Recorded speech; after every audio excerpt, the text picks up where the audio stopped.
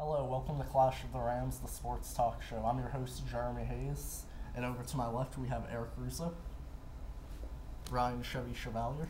Isn't it ironic that the Ravens kicker and Billy Buckner both have the same first name? That's way too long. Daveson Perez. How's it going, everybody? And Brandon Crosby. My first appearance on the show, also my first win. Oh, okay. So we're going to jump right into the top story. It's the Super Bowl in 2 weeks. Patriots-Giants, Super Bowl 46. What are your general thoughts on the Super Bowl, or just last night's games and the choke jobs, really, of San Francisco and Baltimore? Eric? Two great games yesterday. The two GOATs that will live forever for their cities. But the Super Bowl, great rematch between the Patriots and the Giants. Who, in these parts, we've been waiting for 4 years for another shot at the Super Bowl. So just great storylines all the way around. Rematch, Brady going for maybe the best quarterback of all time with a win. He ties John Elway for 5 Super Bowl starts. So just a great matchup, and we'll see what happens. All right, Ryan? Well, it'll be a great matchup, but you got to consider how Brady's coming off a really bad game against the Ravens, and he struggled. And if they struggle like that and play like they did, then I don't know if they'll win and beat the Giants in the Super Bowl. It's going to be tough. All right, Davidson? Yeah, it's just going to be about defense, and I feel like Jason Pierre-Paul and Osi Umenyiora are going to step it up on defense. It's all up to Brady whether or not he executes or not. Of course, he can't have another game like that. And, yeah, stadium's going to be pumped. New York Giants fans are pumped. New England's fans. It's going to be a good game. It will be. Brandon? Going back to the games yesterday, I thought one of the biggest storylines was the offensive and defensive presences against each other, which, was San Francisco and Baltimore were probably the biggest defense, the best defenses in the league all year. And the Giants, who hit their stride at the right time, and New England, two of the most dynamic offenses. I think what you saw was the Giants and New England played a little bit less. They made a little bit less mistakes, and thus they ended up on top. And I think that's going to be that's going to come out big in the Super Bowl as well. Huh. Before we move on to the next topic, let me say, too, we're talking about Tom Brady and Eli Manning.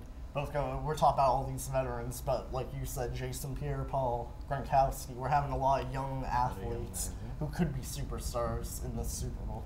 And Victor Cruz, too. Can't leave him out. All right, so moving on to the next topic. Boston Celtics. Rough year so far, definitely. I mean, there's not a whole lot good that you can say about them, but right now we gotta start talking about our future, not just this season, which is looking like a total disappointment. So, do we dare trade the big three if we can get any value for them this year before the trade deadline? What do you think? I'm going to say a big yes. It's time to change, time to renovate that whole starting five. I'd like to see big presence as a center, maybe like another Kendrick Perkins, get another scorer to aid Rondo, and yeah, I think it's time. It's about time. Do you think we'd go for Dwight Howard, maybe? Dwight Howard, I don't see that happening. I don't think we'd go for that. Just ask. Brandon? I think if you can, you do. I think Paul Pierce is probably the best trade piece you'd have, but I don't know if the Celtics are going to be able to get the type of young talent that they actually want on this free agent market, like this year. They might be best waiting until the offseason and then, maybe just re-signing one of the big three or maybe two for cheap if they can, and then trying to see what else is out there at that point. But definitely, if you can rebuild right now, then definitely attempt to. Yeah, I definitely say that you keep maybe Paul Pierce, and you Right. gotta try and trade away for just some value, and just take it from there and hope that within 3 years you're back to being a contender. Right, I agree. All right, so we'll move on to the next topic. We'll go to hockey. The Boston Bruins. This is looking like a pretty solid year for them, I'd say. But we beat the Flyers yesterday, but we had a couple of rough games a couple games ago. Eric, what do you think about the Boston Bruins so far? Well, I didn't expect them to play this well again after their championship last year. But no, they've just had a great year. Surprised a lot of people with the whole Stanley Cup hangover at the beginning and went on that great run. They struggled a little bit last week. They lost 2 out of 3, but a nice win yesterday in Philly. Got to go to the White House today, meet the president. So hopefully they'll get back on a nice run again here. They got Marchand back from his suspension. They lose Andrew Ferentz to his suspension. So everything's coming back together again here. So hopefully just ride it out until April and go on another Stanley Cup run. Real quick, just a short answer, not going too into it. A lot of people are claiming that the Bruins are dirty. Would you say yes, they are dirty? No, I don't think they're a dirty team. They've had some questionable plays lately, but you know, nothing dirty. Just stuff they have to watch and make sure that. Yeah. All right, well, that's all for our top stories. We're going to move on to game time, which happens to be true or false. Now, the way this game works is we're going to take these cards that I'm passing out, obviously. And if what I say they think is true, check mark. If what I say they think it's false, false. It's not easy. But it's a lot easier to say than pass out, apparently. So moving on. Moving on. All right, first question. Ready, guys? Mm-hmm. Remember, it's statements, not questions. LeBron James will have a better career than Kobe Bryant. Unanimous. Great big Unanimous. All right, Daveson, can you tell us? TSX, this is a false statement. There is no way LeBron James is going to match Kobe Bryant. Kobe Bryant has so much history, and it's just, he's a playmaker. Whenever they need him, there's Kobe. And LeBron James has just been absent every fourth quarter. He still hasn't won a championship. It's late in his career. He really needs to step it up 100 times if he wants to get to Kobe. That's all I have to say. All right, next statement. Tim Tebow is a starting quarterback in the NFL. True or false? So true actually outweighs this. Eric, why? Why true? Well, I must admit, wasn't a big Tebow fan until I saw what he did that stretch where he went 7-1 and took over the world basically. But he grew on me a little bit. Obviously, he had a stretch towards the end of the year that he struggled again. But I think another off season, some confidence, maybe a change of scenery will do him some good. And I think he can be a starter. He's never going to be a great quarterback, but I think he can be a starter. But nowhere near elite, that's for sure. Right. And we all know we're going to hear more of Tim Tebow all season and all off season, of course. All right, next statement. The Red Sox have a better team this year than last year. Wow, I'm the only true. You're the only one. All right, Ryan, why? Well, I think it's false because the Red Sox have lost a lot of guys this offseason. They haven't made big new moves, and they lost, they gained Buchholz, who's healthy now this year, but they lost Papelbon, which was a big move. But people aren't talking about the prospects for this Red Sox organization in Josh Reddick and the shortstop Jet Lowry. And today we actually traded away Marco Scudero. So I don't even know who's going to be playing shortstop for this team. So we got a lot of relief pitching for these guys, but I don't know about the organization or where they're going right now. It's kind of We'll have to see. It's also the off season, so we can't really judge yet. All right, next one. Joe Paterno is the best college football coach of all time. And, wow, truth has actually... Well, let me step in here. I know we're young. You guys might not have heard the name Paul Bryant, Alabama coach through 60s and 70s. He won 6 championships with over 25 years with them. And Joe Paterno, when you have an organization for that long, obviously you're going to win. He won 2 championships, but 6 in 25 years, that's pretty good. I think Paul Bryant's very inspirational in college football. I think he's one of the best. All right, moving on then. Enough about me.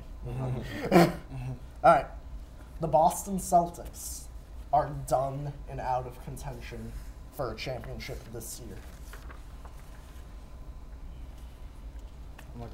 Oh. All false. Yes, they are Thank you, not. Eric. All right, but still, false wins, Brandon. This is a weird year in general for basketball. You know, with the lockout, we don't have a full season. There's a lot of weird injuries, a lot of weird, you know, the seeding might even end up weird. So it's all about matchups. And while I think the Celtics is definitely looking bleak, I'm not ready to completely write them out. They still have a lot of talent. Oh, okay. All right, that's it for game time, guys. May I have the cards that I passed out back? Well, I thank you. I'll just set them on this little table here for now.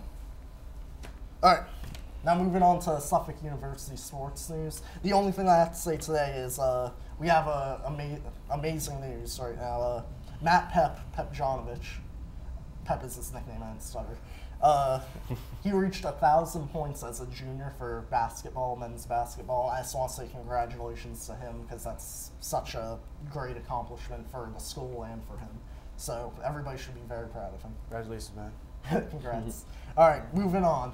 It's time for Clash of the Rams. Now, this starts a debate segment where I pick two guys and they debate about a topic. Today happens to be Brandon Crosby Thank you.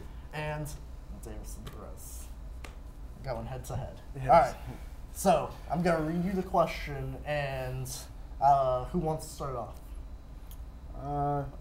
I'll start it off. Yeah. I'll start it off. All right. Just let me start it off. Okay, so, are you ready? Mhm. Because you start as soon as I'm done. Okay. Is the Major League Baseball tainted because of HGH and steroids? Oh, absolutely, it's tainted. It's when you award people like Ryan Braun, when you award people who have come out and basically said that they take steroids, or even if it's just even if it's just alleged, that it's still the perception. It's still a bad message to send to children and people out there. You know that you can cheat and it's okay. You'll still go down in the record books as someone who, accomplished something great, but they didn't really accomplish it because they cheated. It's not really fair, to be honest. Yeah, I understand that, but you can't Yes, it's true that steroids have greatly affected Major League Baseball and the integrity in a sense, but you got to look at the positive light. And players like Albert Pujols, who are still clean, they test Albert Pujols constantly. He always passes. Derek Jeter's been doing it for years. Pedro Martinez, future Hall of Famer, never used steroids, criticized about not starting any games when he should have, but he sat out even though he was, not at his best. And yeah, that's all I have to say. The integrity is still high. I don't think it's everybody that's doing it. I don't know. It's just can't kick baseball down. I think there is integrity in baseball, but I think the players who are using steroids are killing the perception that baseball has upon other sports. You don't see this happening in all other sports, and now I think we talk about steroids more than we talk about a lot of other issues. So I don't think that I think that this steroid thing is tainting this era of baseball. That's all I got. That's all you got? What else can they do? I mean, the kids they have role models, and the players that aren't. And props to the people that aren't. Dustin Pedroia, the Red Sox are debatably fairly, steroid free. But there's always a controversy of David Ortiz, but I don't think it's destroying necessarily the future of baseball. Really. You have 30 seconds for some closing statements if either of you want to say anything else. I mean, I don't really have anything else I just think that when you have something as big as steroids, and it kind of casts an umbrella upon the whole sport. When you have some of the biggest players coming out and saying they use steroids that are winning awards. It's not as big of a deal if it's like a role player that no one really talks about. But when you're talking about some of the biggest names, I think that's tainting the sport. There's been people that come out and confess, people in history, steroids have been around for a long time. since before this particular era. It's been around for a while now. And there's always been ways to kind of like get an advantage over the other team, but I don't see anybody criticizing those guys that use steroids. It's more about like now, because now they're actually taking precautions to change it. But it's always been around, and I'm pretty sure a lot of players can vouch for it. All right, perfect timing too. Wow. Okay, I believe we have voted, guys, and we have voted. Dramatic pause. Brandon is the winner. Now you get a 60-second round. I was right. My prediction at the beginning of the show was right. I just wanted to say that. Anyway, like I said earlier about the NBA season, one of the things that's really big is it's not a full season, so players don't have the opportunity to kind of go through their warm-ups and things. They're kind of thrown right in it. So that's why you see teams like the Miami Heat, you see teams like Dwayne Wade, even both of them sometimes, both Dwayne Wade and LeBron James out. Derrick Rose hasn't played for, there's huge injuries. So honestly, when it comes to playoff time, whoever's like the team that's going to win is the team who's the healthiest and the team who kind of has the easiest schedule going forward. And I think that a lot of teams match up well with the Miami Heat going forward. I think the Miami Heat are in trouble this year as far as who they're going to, who they're going to play. Because if the playoffs start right now, then the Miami Heat are the 6th seed. And I think that other teams could easily take them out in the long run, possibly. So. All right, good one. Congrats. All right. That's all we have here for today. Clash of the Rams at Studio 73 for Suffolk University. We'll see you guys next week for our Super Bowl edition of Clash of the Rams. Yep. See you guys.